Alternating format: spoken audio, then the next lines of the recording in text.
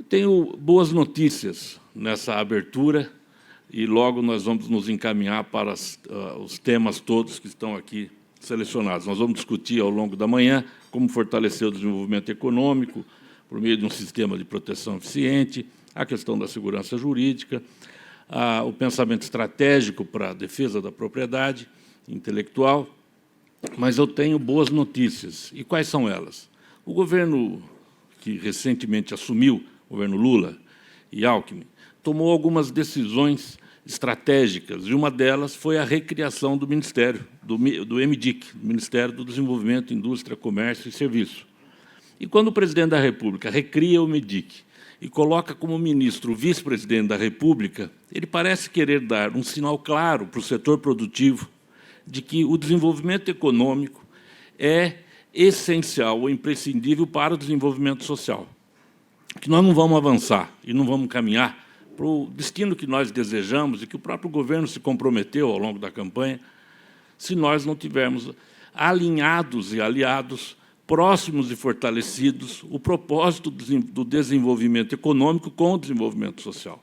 Para isso é absolutamente essencial a relação próxima com o Congresso Nacional, a relação próxima com o nosso parlamento, a relação próxima com o setor produtivo. E o MDIC é criado, nele assume o ministro Geraldo Alckmin, e uma das primeiras preocupações é sinalizar para todos que nós estamos abertos para o diálogo, para a construção de uma política nacional em diferentes áreas, a política industrial é uma delas, mas, inclusive, a da propriedade intelectual, a partir da busca do consenso, ainda que ele seja utópico. Ainda que seja utópico.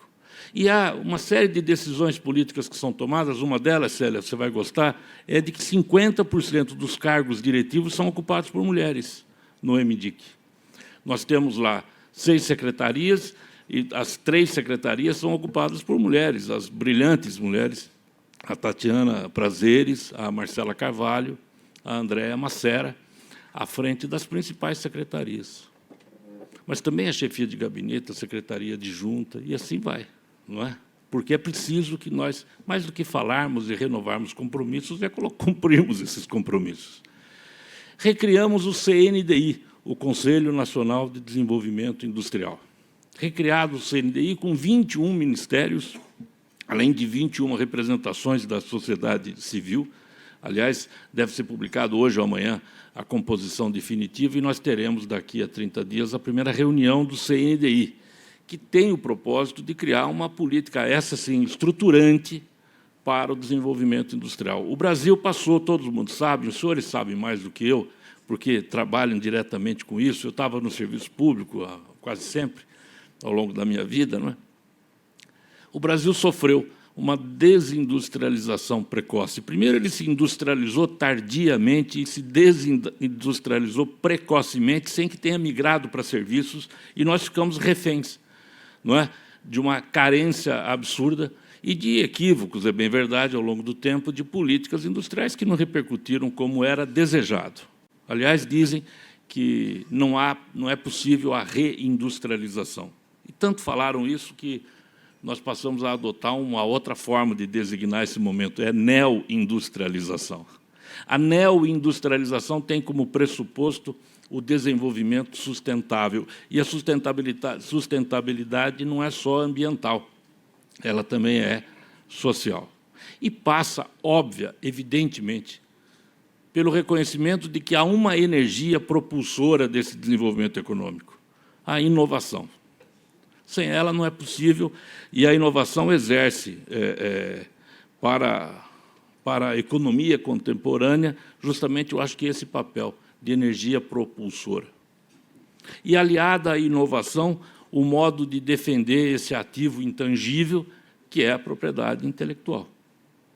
Não se caminha com segurança, não falo nem da segurança jurídica, mas econômica, sem que se tenha uma estratégia nacional muito clara e definida para a defesa da propriedade intelectual. O que é que a China, a Coreia, o Japão, os Estados Unidos e a Europa têm em comum?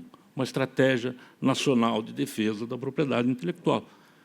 E nós vimos, muito embora tenhamos tido algumas iniciativas boas ao longo dos tempos, muito embora o INPI tenha conseguido atingir marcas muito melhores ao longo do tempo, num processo evolutivo positivo, nós estamos muito além e aquém daquilo que deveria ser.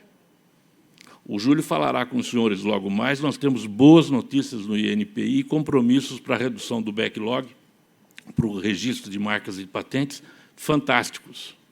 Nós vamos terminar os 4 anos com um backlog muito menor daquele que nós tínhamos, daquele que nós encontramos. Eu não vou nem falar qual o tempo, mas hoje é 6 anos e 6 meses, né?